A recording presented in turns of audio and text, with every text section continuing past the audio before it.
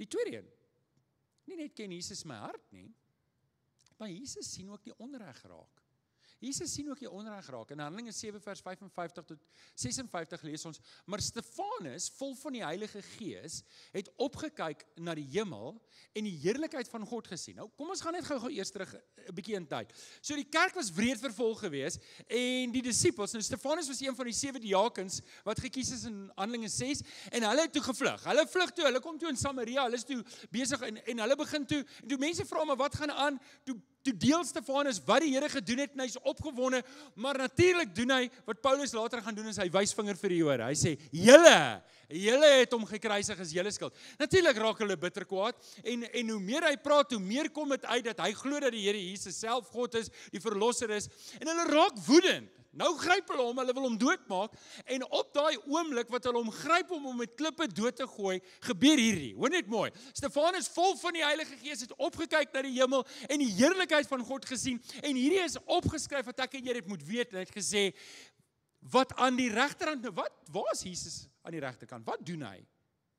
Wat sê ons? Wat doen hy aan die regterkant? Lê hy, loop hy? Hy sit, nee, ons weet dit. Verskeie plekke in die teks sê, Jesus sit aan die regterhand van die Vader. Julle het dit, nee? Julle weet dit, staan dit. Maar hoor wat gebeur hierso. Wat aan die regterhand van God, dit staan daar. Jy hoef nie my bord te glo nie, jy kan in jou eie Bybel gaan kyk. Dit staan daar. Jesus staan.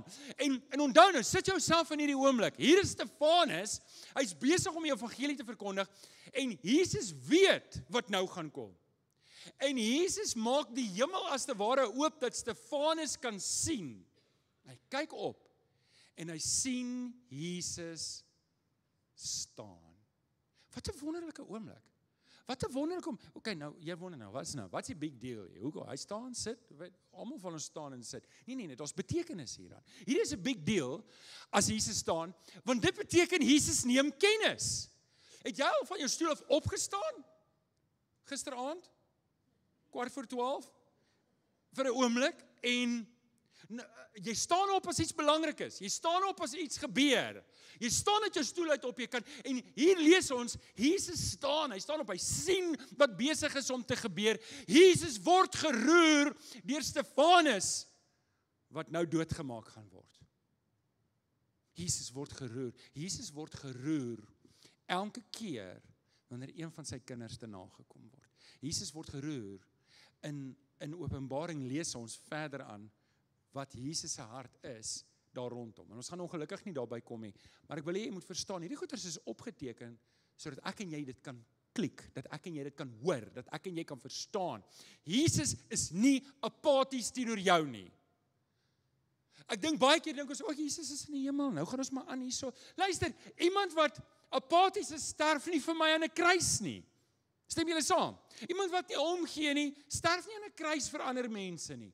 En dis wat ek wil hê jy moet hoor vanoggend, jou kondisie, jou situasie, waar jy ook al staan, as jy 'n volslae sondaar is en rou is en nog nie gered is nie, dit raak Jesus se hart. Dis hoekom hy vir jou gesterf het. Dalk het jy die Here Jesus aangeneem en jy's nog lou en jy's nog nie op die pad nie, dan raak dit Jesus. Hy wil hê jy moet kom en jy moet 'n volle oorgawe maak.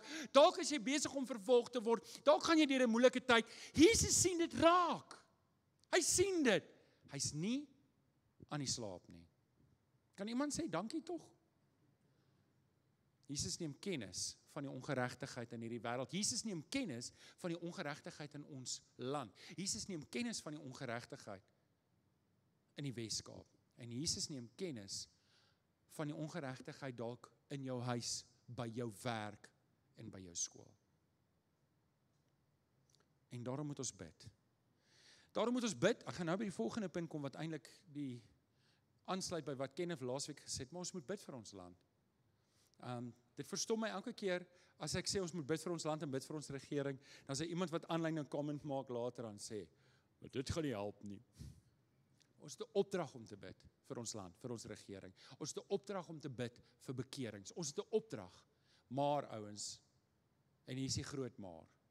En dit tel vir almal van ons. Hier is die groot maar, is julle reg daarvoor. En dis die derde ding wat die implikasie is van Jesus se oë wat soos vuur vlam. Jesus sal regverdig oordeel.